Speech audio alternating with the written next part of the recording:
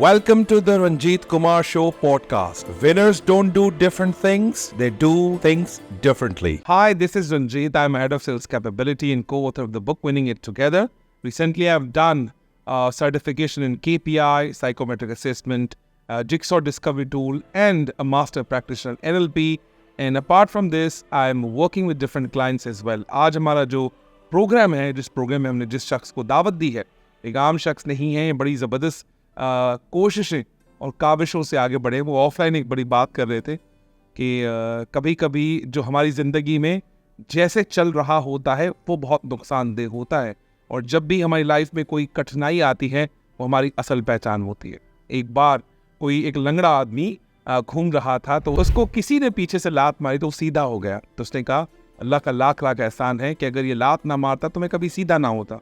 उस शख्स ने जब अपना करियर स्टार्ट करना चाहा तो उनके साथ भी थोड़ा कुछ ऐसा हुआ, लेकिन जो ट्रेजेक्ट्री हम फिजिक्स में पढ़ते हैं, जो ट्रेजेक्ट्री इन्होंने रियल लाइफ में इम्प्लीमेंट की है, उस पर आज तबसरा होगा, उस पर आज बात होगी। इसीलिए आज हमने दावत दी है फरहान जमाली साहब को, जो ग्लोबल कोच है, L&D एक्सपर्ट हैं, और इनको आप जो देखते हैं असल में ये नहीं, इससे भी बहुत बड़ी चीज़ है।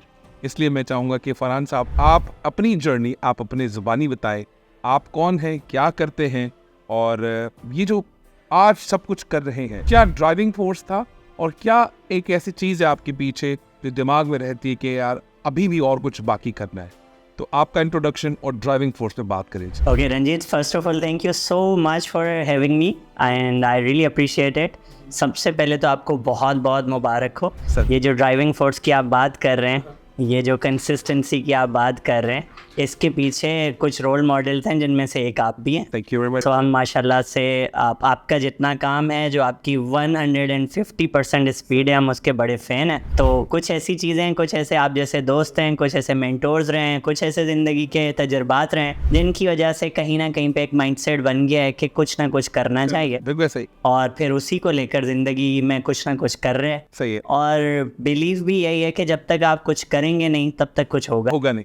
यार आप एक ज़बरदस्त लिंक्डइन पे चीज़ें लिखते थे, मुझे एग्जैक्टली उसका नीचे नहीं पता, लेकिन आप लिखते थे शारा फैसल के रोड, और उस पर बाइक का जिक्र होता था, और उर्दू में बड़ी चीज़ें लिखते, मैं आज बहुत मिस करता हूँ। इसका थोड़ा सा जिक्र कीजिए, ये क्या था, क्यों लिखते थे, इस चीज़ों का आपकी ज़िंदगी में क्या इम्पैक्ट आया? क्या बात है, ये आप जो है मुझे उस फील्ड में लेके जाना चाह रहे हैं। मैं चाहता हूँ आप उस फीलिंग में जाएं ताकि इमोशनली हम लोगों से कनेक्ट हो पाए। सो रंजीत, ये कि जब आप काम कर रहे थे, आई एम श्योर कि वो सारे आपके व्यूअर्स जो कि किसी ना किसी जगह पे काम कर रहे हैं, तो कहीं ना कहीं पे एक फील आती है कि यार I deserve more. Yes right, और मैं इससे बेहतर परफॉर्म कर सकता हूँ। बिल्कुल सही। और मेरे अंदर कैपेसिटी है कि मैं कुछ ना कुछ बेहतर करूँ।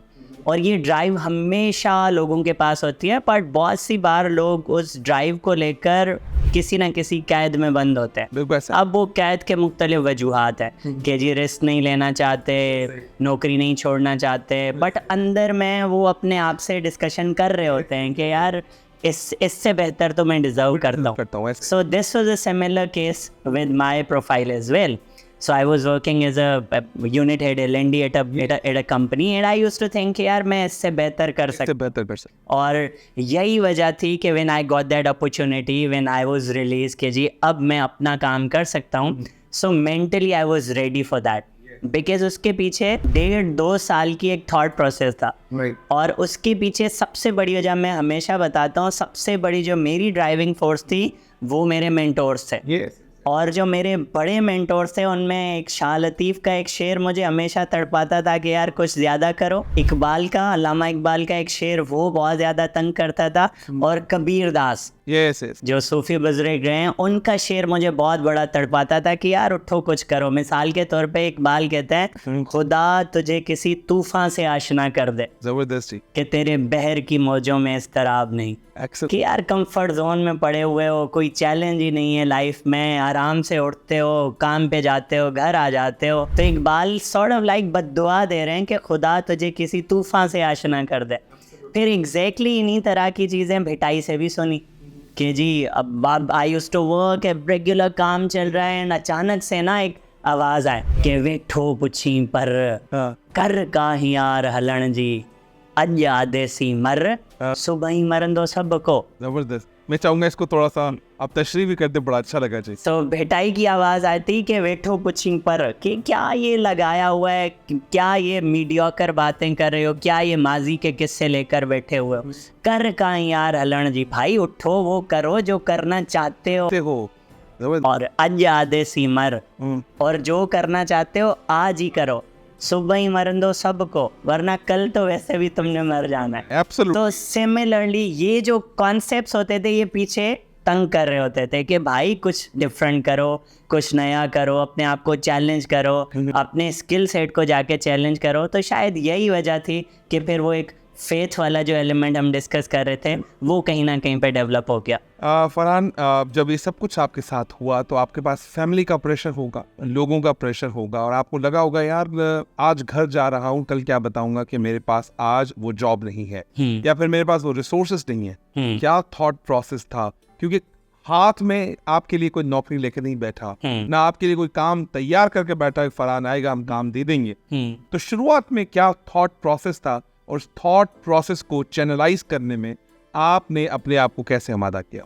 रंजीत, ये बहुत अच्छा सवाल है। आई नो मेरे बहुत सारे दोस्त हैं जिन्होंने मुझसे पूछा है कि यार जिस तरह से तुमने शुरू किया, जिस तरह से तुम आगे बढ़े, यार हम नहीं कर सकते, पीछे फैमिली है, पीछे बिल्स पे करने हैं, पीछे पूरा वो एक साइकिल है, तो तुमने ये कैसे किया? एग्जैक्टली यही सारी चीज़ें पूछी जाती हैं। बट इसका जवाब मैं ये देता हूँ कि इमेजिन करें फॉर समवन जो कि उड़ना चाहता हो और उसको लोग और मुआशरा और हालात और ये सारी चीज़ें रोक के बैठे हुए हों, और वो एक मुंतज़िर हो इस लम्हे का कि यार जिस दिन मैं फ्री हुआ ना मैं सबको उड़ के दिखाऊंगा। So now consider over that word जो कि किसी केज में बंद है, तो जैसे उसको आप फ्री करेंगे तो वो क्या करेगा? उड़ेगा। So that was my approach was not कि मैं नीचे गिर जाऊंगा। एब्सोल्युटली। माय अप्रोच वाज कि उड़ना है। So it means we should be thankful जो हमें धक्का देते हैं, लात मारते हैं, इग्नोर करते हैं। अगर वो आज हमें रिजेक्ट नहीं करते तो हमें शायद बड़ी दुनिया एक्सेप्ट ना करती। तो मैं एक छोटा सा और सवाल, उसके बाद छोटा सा ब्रेक लेंगे, ब्रेक के बाद मजीद आपसे बात करेंगे कि ट्रेनिंग की फील्ड ही क्यों? इसके अलावा बहुत सारी चीज़ें थी। आप किसी दुकान का इंतखाब कर सकते थे या फिर आप कोई और जॉब कर सकते थे। Why training field, why not other business for your life and for the future? Again ये भी बहुत अच्छा सवाल है and thank you for asking this. और ये हमसे पूछा भी जाता है कि भाई आप ट्रेनिंग के बिजनेस में क्यों हैं? और जबकि अगर देखा जाए फाइनेंशियल इम्पैक्ट देखा जाए अगर ट्रेनिंग कंपनी का, तो I can say this with confidence कि शायद उतना रिवार्डिंग नहीं है अगर आप किसी और बिजनेस में जाते हैं तो। सो मेरा इसमें जवाब ये है कि इसके अंदर जो डीप फिलॉसफी है वो है कि यार इंसान की बेहतरी हो। Yes. So I deeply understand Ranjit, मेरा ताल्लुक दादू के एक छोटे से गांव से, एंड आई नो कि सारी गेम माइंड सेट की है। अगर माइंड सेट यही है ना कि बस गुजारा हो जाए, बस थोड़ी बहुत नौकरी मिल जाए जिससे घर चल जाए, अब इस माइंड सेट को अगर कोई आके चेंज करे और उसको कहे नहीं यार दुनिया बड़ी है, ज़रा और सोचो, ज़रा खुल के खेलो, और वो बंदा सोचे जो लिमिटिंग बिलीफ वाला है वो खुल के खेलना शुरू कर दे। क्या नौकरी पे रहकर भी इस तरह का माइंडसेट हो सकता है? बिल्कुल। क्या कहना है? बिल्कुल हो सकता। वो कैसे हो सकता है जी? सो फॉर एग्जाम्पल अगर आप नौकरी कर रहे हैं, हाँ, और अगर आपकी नौकरी पे आपका दिल नहीं लग रहा, और अगर आपका किसी और चीज़ पे दिल लग रहा है एंड यू फील लाइक यार मुझे यहाँ पे तो चले मैं गुजारा करने के लिए जा रहा हूँ अपने, क्योंकि मुझे फैमिली को सपोर्ट करना है, बट वो जो आपकी ट्रू कॉलिंग है उस पर कभी कंप्रोमाइज़ ना करें। भले वो वॉलंटियरली करें, भले वो वीकेंड पे करें। अगर आप पियानो बजाना चाहते हैं ना, तो नौकरी से फ्री होकर पियानो की क्लास जाके ज़रूर अटेंड करें। आई नो आप क्रिकेट के बहुत शौकीन, मैं बहुत शौकीन हूँ, right? And I can tell you कि बिसाइड्स योर जॉब जब आप क्रिकेट खेलते होंगे you would be feeling much happy. मुझे ऐसा लगता है कि यार अब बस गलती हो गई थी या उसने कभी मौके नहीं प्रोवाइड करते, वरना आधे विराट कोहली हम भी बन जाते। Right. So I guess at least अगर उससे फाइनेंशियल गेन नहीं भी मिल रहा फिर भी आप अपने 3-3, 4-4 घंटे लगाते हैं सर हम वहाँ पर। जी बिल्कुल। सो फरहान, सब ज़बरदस्त जी। जो लोग नौकरी कर रहे हैं वो परेशान ना हो, उनके लिए भी बहुत सारे मौके हैं, लेकिन वो जो साइड हसल है या जो उनका गट है उनको पहचानना पड़ेगा करना क्या है। क्योंकि मैं वर्क लाइफ बैलेंस का फ़ैन नहीं हूँ। लोग ये समझते हैं कि छुट्टी होगी, सैटरडे होगा, संडे होगा, बड़ी नींद में हम अपना वक्त गुजारेंगे। तो मैं समझता हूँ कि this is a negative thought. मैं अपनी फ़िलॉसफी को जस्टिफाई करूँगा कभी ऑफलाइन, लेकिन मैं बताना चाहता हूँ कि work life balance is not a gold medallist job. अगर आप वर्क लाइफ बैलेंस करते हैं, जिंदगी आप बचाते हैं, यकीन मानिए ये वक्त जो आपके पास अभी है ये वापस नहीं आएगा। जिंदगी बचाकर कभी भी आप सुखी नहीं रह सकते। जिंदगी में सुखी रहना है तो आप फरहान जैसा जिंदगी को खर्च करना सीखें। तो मैं छोटे से ब्रेक के बाद दोबारा आपसे सवालों का सिलसिला शुरू करूंगा और आज हम बात करेंगे आपसे आपकी कोचिंग के हवाले से, मैनेजरियल टूल किट और जो आप प्रोग्राम्स कराते हैं उनकी की टेक अवेज क्या होते हैं और प्रोग्राम की फिलॉसफी क्या होती है। Thank you very much, God bless you. Welcome to the Ranjit Kumar Show podcast. Winners don't do different things, they do things differently.